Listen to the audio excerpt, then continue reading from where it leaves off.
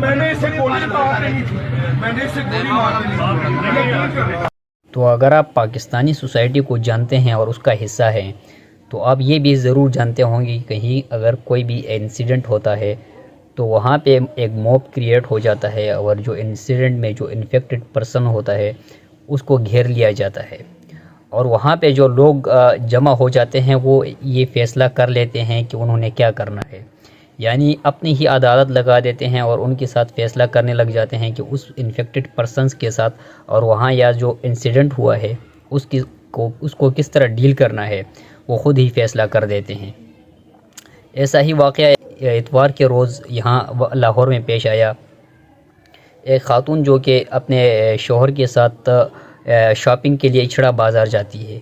اور وہاں پہ جب وہ جاتی ہے تو وہ اس نے کچھ ایسے کپڑے پہنے ہوتے ہیں جس کے اوپر کوئی عربک کے جو ہے ورڈز تحریر ہوئے ہوتے ہیں۔ تو وہاں پہ کچھ لوگ اس کو دیکھتے ہیں اور خاتون کو گھیر لیتے ہیں، اور گھیرنے کے بعد اس کو کہتے ہیں کہ آپ فوراً یہ جو کپڑے پہنے ہیں یہ آپ اتار دیں اور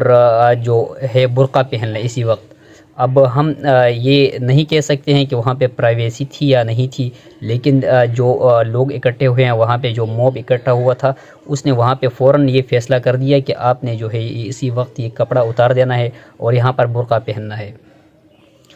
میں آپ کو بتاتا ہوں کہ وہ لفظ کیا تھا اور وہ کیا ہے۔ اصل میں یہ ایک کویتی کپڑا ہے، اور یہ جو حلوہ لفظ لکھا تھا یہ کویت کا برانڈ ہے جس کا مطلب ہوتا ہے بیوٹیفل یا سویٹ، یا اردو میں آپ خوبصورت کہہ لیں، اس لفظ کا مطلب یہ ہے۔ تو ہماری پاکستان کی سوسائٹی ایسی ہے کہ جو بھی کہیں بھی عربک ورڈ دیکھتی ہے تو اسے بہت زیادہ ہی کچھ مقدس سمجھ جاتی ہے، تو ایسا قطعی نہیں ہوتا ہے، کیونکہ ہم اگر ایسی بات ہے تو ہم اگر جو شیمپو یوز کرتے ہیں واش روم میں جو UAE سے آتے ہیں اس کے اوپر تو عربک لکھی ہوتی ہے، وہ ہم واش روم میں یوز کرتے ہیں، سب کچھ کرتے ہیں۔ اس کے علاوہ اگر ہم جو ریال ہے اس کی بات کریں تو وہاں اس کے اوپر بھی عربک لکھی ہوتی ہے، اور وہاں اس کو تو آپ نیچے والے پاکٹ میں رکھتے ہو، تو وہاں پہ کیوں نہیں کہتے ہو کہ یہ عربک لفظ ہے تو اس کو نہیں پہننا چاہیے، اس کو یوز نہیں کرنا چاہیے۔ تو بات یہ نہیں ہوتی ہے، بات ہمارے اندر جو ہے لا علمی اور کم شعوری کی ہے کہ ہم کوئی کام جانے بغیر جو ہے وہ فیصلہ کر دیتے ہیں خود بخود، جانتے نہیں ہیں، تحقیق نہیں کرتے ہیں کہ یہ پہنا ہے تو یہ کیا چیز پہنا ہے، اس کے اوپر جو لفظ لکھا ہے تو وہ کیوں لکھا ہے اور کیا لکھا ہے، اس کا مطلب کیا ہوتا ہے۔ اس طرح کے کپڑے تو UAE میں، سعودی عربیہ میں لوگ پہنتے ہیں، یہ آپ تحقیق کر سکتے ہیں، ریسرچ کر سکتے ہیں اس کے اوپر باقاعدہ کہ یہ جو کپڑے ہیں یہ لوگ پہنتے ہیں اس طرح کے، اور اس کے اوپر باقاعدہ یہ الفاظ لکھے ہوتے ہیں۔ اچھا، اس کے بعد یہاں پر جو انسیڈنٹ پیش آیا اس کے اوپر جس بندے کو سب سے پہلے بلایا گیا تو وہ بندے سے جب پوچھا ایک یوٹیوبر نے کہ بھائی اس لفظ کا مطلب کیا ہے، میں پڑھا نہیں ہوں۔ اب یہاں پر آپ دیکھیں کہ یہ اتنی ایسے لوگ بھی ہیں